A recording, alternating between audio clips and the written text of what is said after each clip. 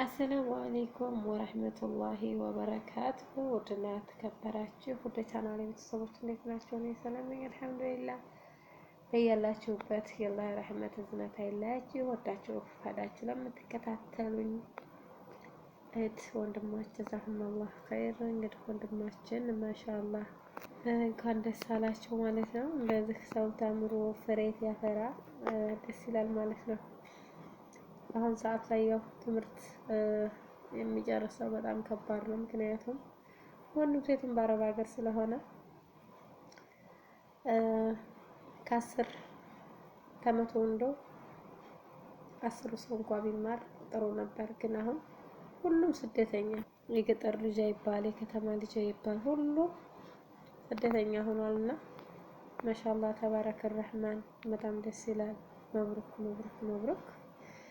ሀገራችንን ሰላም አድርጎ ወንድሞቻችን ስደትን በቃ ብሎ በሀገራችን ላይ ይሰብስበን። በሀገራችን ላይ ወላሂ ያ ረብ ምንም አይቸግረውም። የሰው ሀገር ያው የሰው ሀገር ነው። አላህ ሀገራችንን አንድነትን ፍቅሩን ያንጣልን። በሀገራችን ላይ ይሰብስበን። መብሩክ።